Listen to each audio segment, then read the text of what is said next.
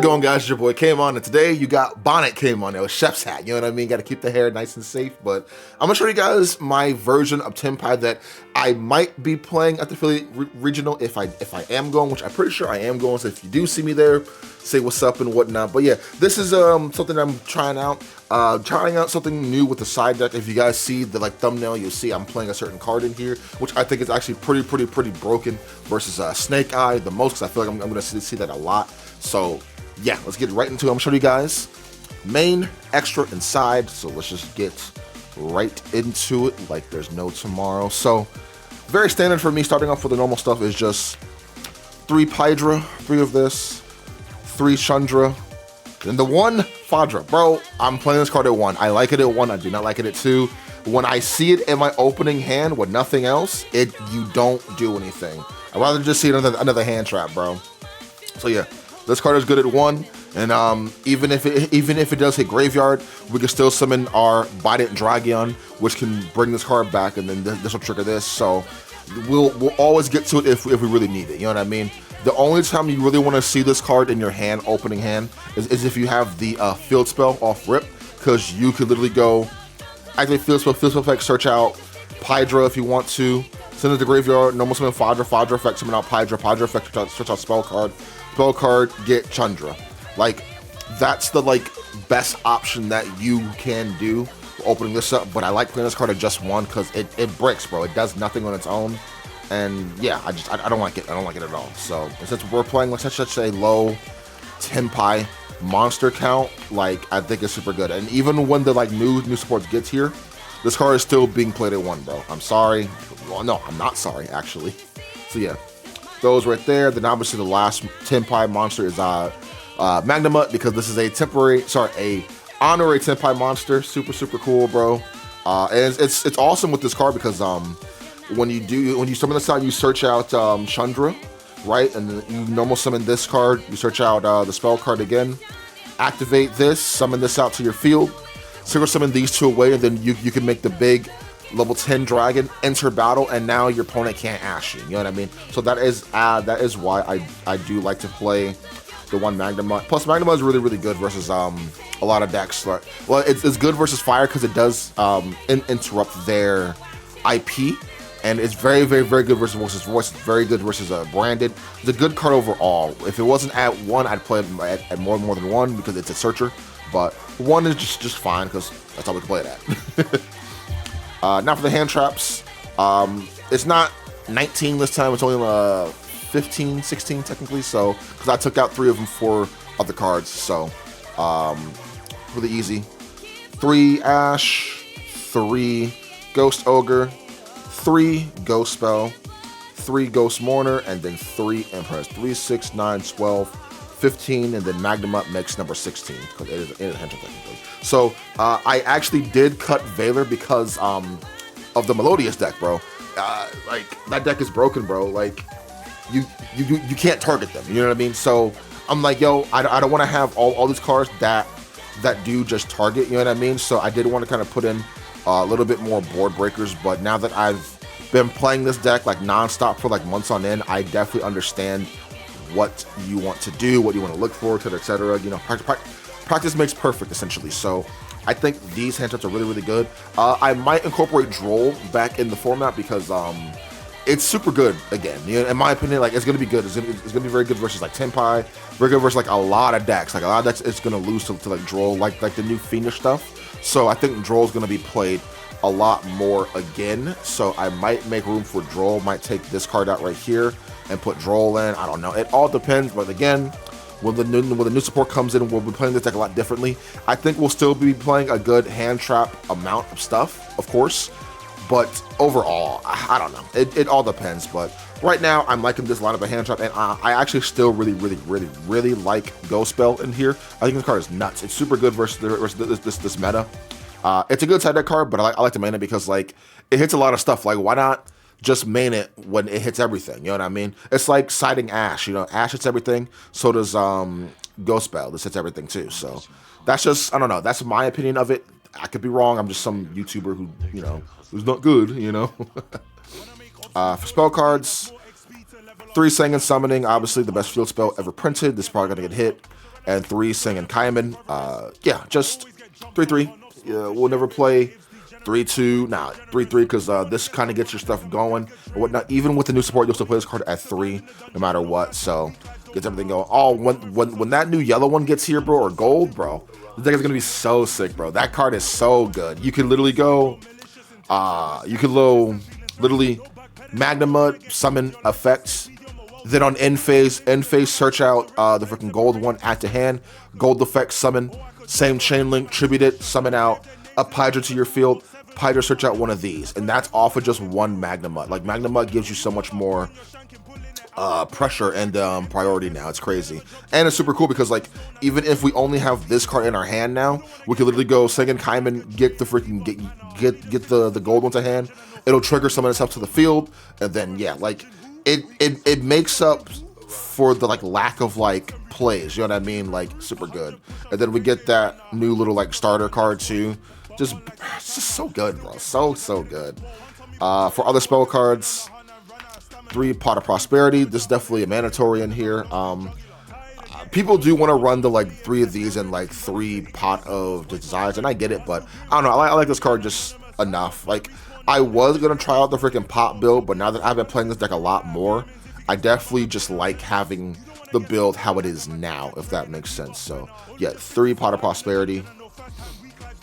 I took out Valor because I wanted to actually put back in Droplet. I think Droplet is definitely a mandatory card in this deck. I took it out before because I was just like, yo, my freaking mindset is like, okay, more hand traps, I stop my opponent. But I thought about it, I'm like, yo, what's the point of having like Valor, Imperm, Ghost Mourner if I can't even target them? You know what I mean? Like, Voice is really good at not being targeted. The Melodious deck is really good at not being targeted. There's just a lot of cards, you know what I mean? So I'm like, yo, Drop It can kind of take care of those at all times. And it's super cool because, yeah, this helps in the Yubel matchup. This helps against Voice because you can literally go like the next set of cards right here, which is Regeki, Duster, and then Lightning Storm. I like these 3 in here. So you activate any one of these against a certain deck. Like, I could go Lightning Storm, I call back row against Voice. They go Skull Guardian, Chain to negate it, and then I go Chain, drop it, I send this card, negate it, you know what I mean? And just, which doesn't target, which they lost 2 cards already. So like, you wasted 2 cards, but they lost more, you know what I mean? Because their Skull Guardian is negated, and it's halved, attacked, and they lose their entire back row, if that makes sense. So yeah, it's one of those things where, like, I feel like it's definitely worth playing Droplet in here, especially for this right here. You open up any one of these, and then you're good to go. People ask me, oh, why am I running a Regeki?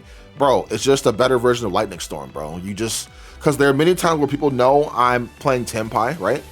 And they'll summon their stuff in defense mode, so this can't do anything. So I just go, okay, I'm gonna get Regeki then. Just Regeki your field, bro. And yeah, Duster, Regeki, and then Lightning Storm. This is just either one of these for the situation, but these are just like, okay, I got this one. So yeah, it's just these 3 in here, super nice. But if you want to cut some of these, I get why, but I think they're super good to play in here, in my opinion. So yeah, and the last card is obviously the one Terraforming, because good card, search out your field spell, and then obviously last card is the Call by the Grave to round up the match. Wow, so I'm watching Tekken. Round up the deck profile for the main deck. That's 40 cards in total. Nothing more, nothing less. Again, I like it. It seems very standard, except for the Fadra. But again, if you like Fadra at 2 or 3 or 4 or whatever you want to play it in, play it that. But me personally, I am my own person. I'm going to play this card at 1. If you think it's bad, you think it's bad. I don't care. I'm playing it at 1 because, again, the amount of games I've lost because I would just open up Fadra with hand traps. I'm just like, I can't do anything with this, bro. I can't do anything. I'd rather open up with a Magnum Butt. You know what I mean? Or any of these 6. One of these, I'm good to go. But this, I can't do anything. I like Fadra a lot, but it's just, in my opinion, it's worth playing at just 1. That's just a me thing, though. So let's go on to the extra deck really quick, which I did change it around a little bit. Nib token, pretty cool. Links, I did put back in Striker Dragon, so Striker Dragon made it back in here. Plus Herald. I gotta get this QCR, actually, because my Herald is actually QCR. So which, I don't know, the QCRs in this set was kind of, oh, the sleeve, by the way, too. QCRs in this set was kind of like, hit or miss for some of the cards. Not all of them, but for some of them, are definitely kind of hit or miss. So, yeah, 1 Striker, 1 Herald, 1 Hida, 1 Dark Charmer, 1 Princess, 1 Zelantis, and then the 1 Raging Phoenix. This is just the link package in here. There was a time where I did take out these two for more synchros, but I thought about it. I'm like, yo, if I do go to Philly next Saturday or next week, whenever I'll upload this, whatever, I think I do want to have these in here because, again, if my opponent does not have any fire in the graveyard, but they do have dark, and I do want to go for the Link Climb package, these can kind of help me with that, you know, do it even more. So that is my mindset for those. That's why I'm still running this. So plus, like, the other synchros, if I'm being honest, real with you, I never summoned them anyways, so it is what it is. So yeah, that's it for the links. Everything else is synchros. I am playing the 1 Moon Eating Dragon. This is literally for time only. Literally, you summon this out, burn your opponent for 1200, and then you win. So that's it for the 1 level 7. Other one is obviously Black Rose, really good. Meteor Burst Dragon, and then the 1 Cold Blitz, the 1 Blade Dragon, and then the 2 Biting Dragion. Round off the 7s. I did take out Samurai Destroyer for this card because there are times where you are dragon locked, so I can still just summon this card here if I want to, and then just pop a card in the field. So this card is super good versus the Yubel matchup. And again, like, we are playing Meteor Burst Dragon, and then we are also playing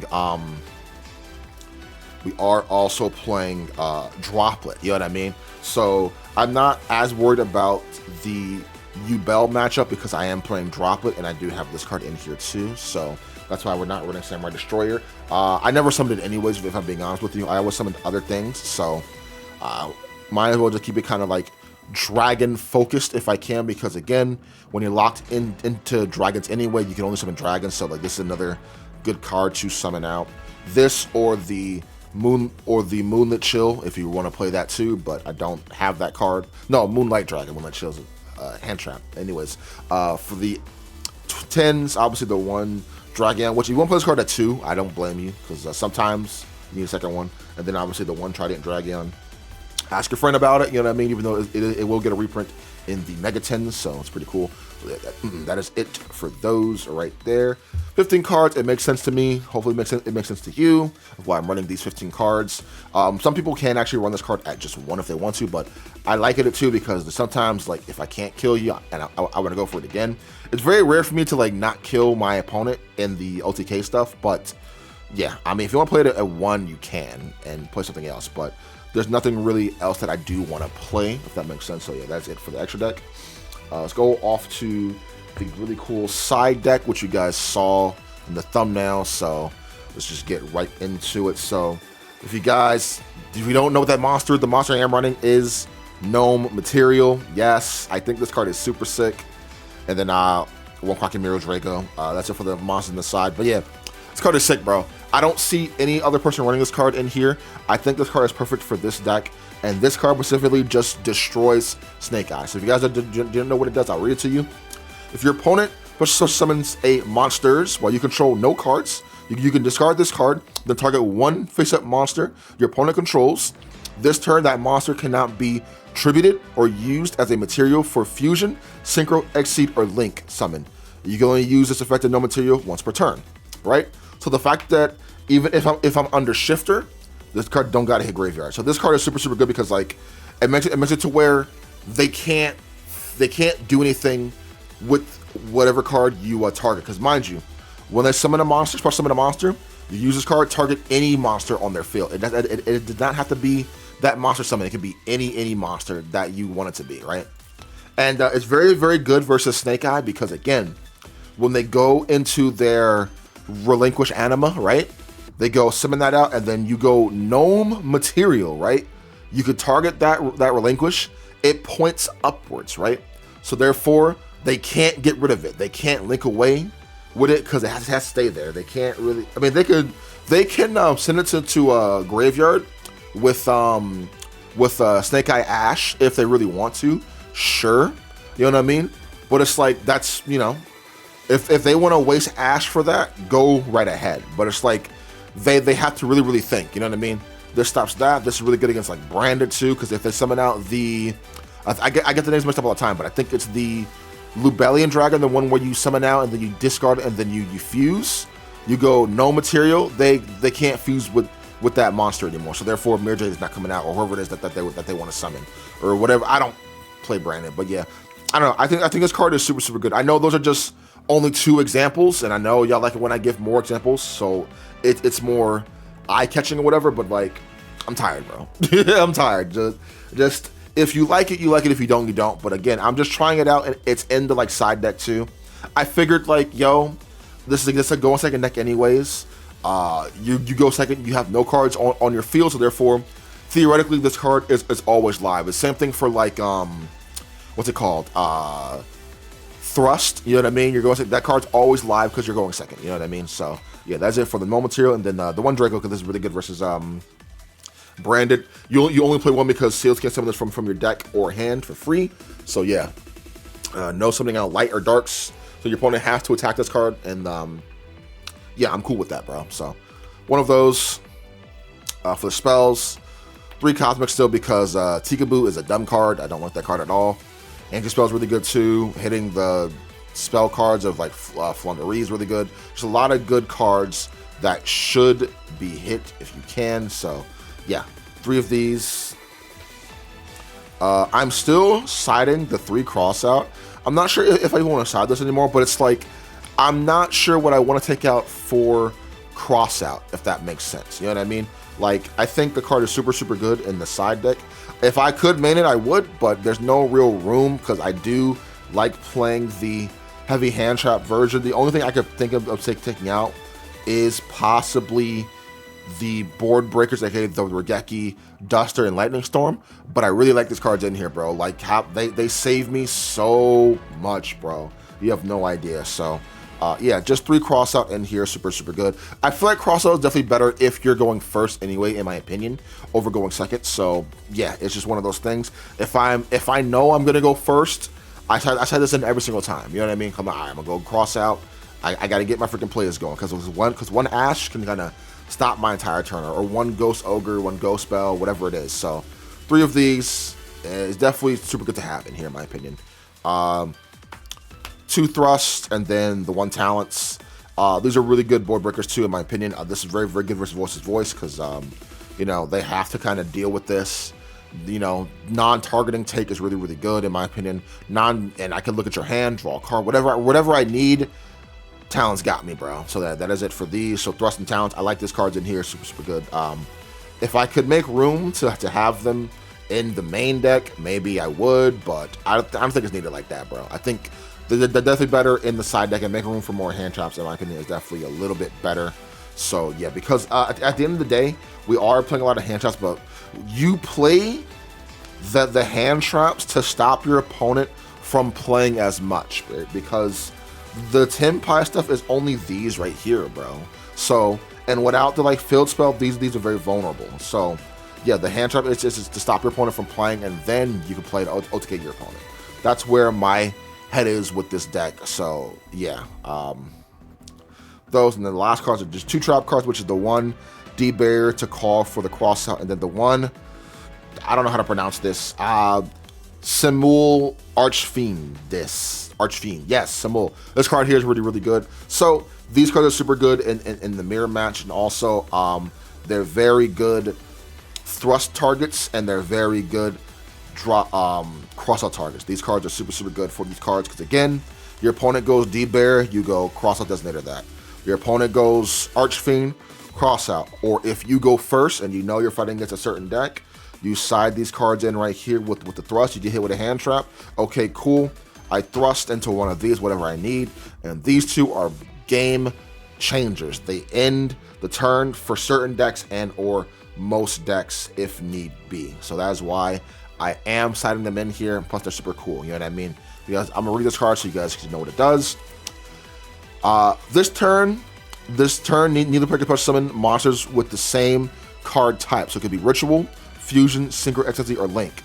They already control. So let's say my opponent wants to go, again, Big example is like Snake Eye, right? They summon out Anima, I go, okay, cool. Flip this up, right? So now neither player can summon out Lynx this entire turn. And that's all they play, so they're kind of stuck with the Anima there. They contribute it, sure, but like they can't really do too much without getting them into their extra deck, you know what I mean? So that's super, super cool. It has another effect, but it's kind of relevant. So it's kind of like a D-Barrier, but you wait to see what your opponent has on the field first, and then you use this card right here. It's very good in the mirror match too, because you go synchro, and they can't really do anything at all. So yeah, yeah, that is it for the deck. But anyways, hope you guys did enjoy that. Make sure you do like, comment, subscribe to the video. I'll see you guys next time, man. Have an awesome one. Peace.